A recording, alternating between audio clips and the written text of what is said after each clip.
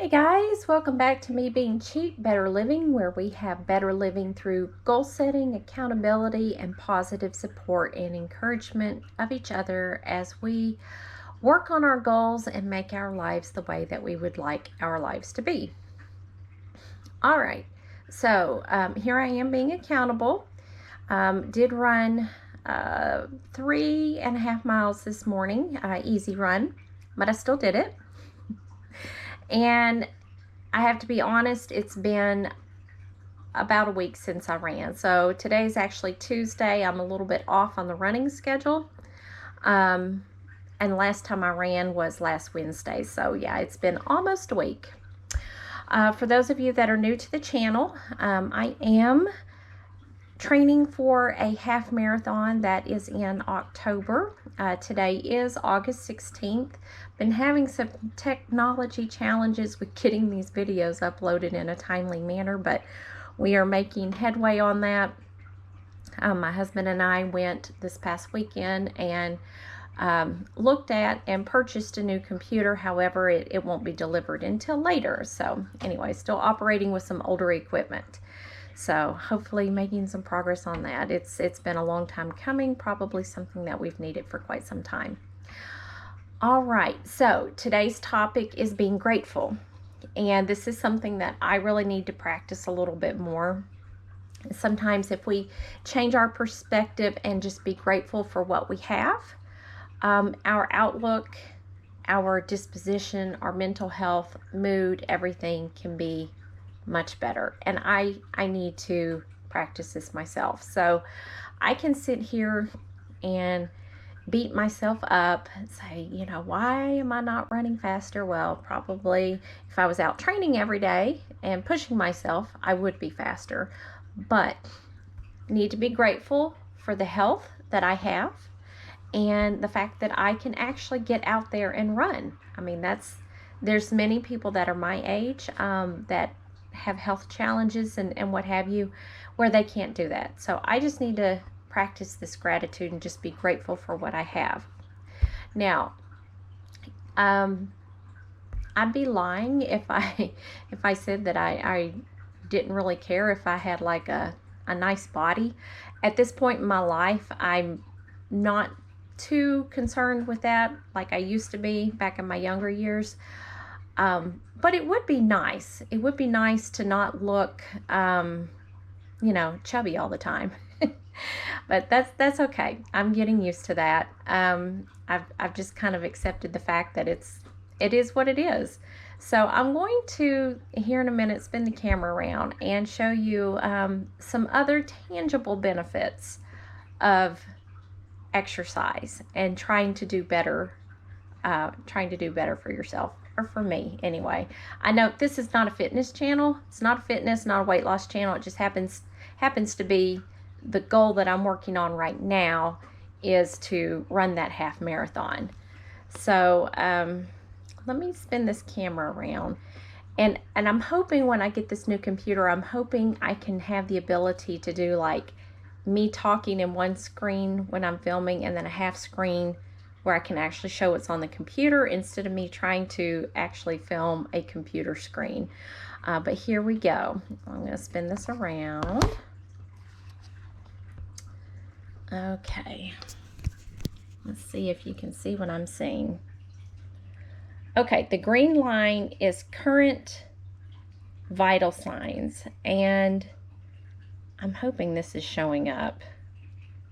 So anyway, my weight is 151.8. This was at the doctor's office last week, and that's middle of the day, so I'd been eating and drinking. My dry weight is usually under 150 when I get up in the morning. And the nurse laughed. She's like, that's exactly what it was the time before. So the time before was actually in March over here. And that was March 8th. Okay. And I'd like to point out that my temperature at that time was actually 99.1. I was running an infection. I was having a flare-up of diverticulitis. I was in some pain, and so my blood pressure was actually up that day too. It was 136/76. But what I'd like to show you is look how the blood pressure overall has dropped. So last week we were at, what, 114/78. And then we had that time in March where I was actually sick and going to the clinic. All these others are just routine visits. So starting end of last year, so this one right here, line 3, this was the end of 2021 where I started making some changes trying to get back in shape. Blood pressure is actually down to 119/85. But look at how high the blood pressure had gotten when I was not exercising. So we got 140/90, 138/86, 138/90, 142/92, 138/90, and 132/86. And down here, 120/72. This one was actually November of 2019. This one right here, November of 2019. That's before the pandemic shut the gym down. So this next one here was probably after the gym shut down. So what I'm trying to show you is that doing a little bit of exercise makes a lot of difference, for me anyway, in the blood pressure. And I can tell you, for me, exercise is a stress reducer. So I think for me, the exercise helps my mental health, which then lowers the blood pressure. But I'm sure it works the other way around, because when you're exercising, you're also exercising your heart. Anyway, there is a positive correlation between doing the exercise and the blood pressure. Okay, maybe a little bit of correlation here with the weight too. Of course, you can see my weight down here was 158, and this is before the gym shut down. So my weight was actually up a little bit towards the end of 2019, but on into the pandemic, the shutdown, where I wasn't exercising, we're up above 160. We're 160, 162, 161. And then when I start exercising, making some health changes, this was, remember, the third line. This was the end of 2021. The weight was down to 155, 151, 151. So slowly getting there. Again, not too concerned with the number on the scale, but I do like these blood pressure improvements. That's pretty good.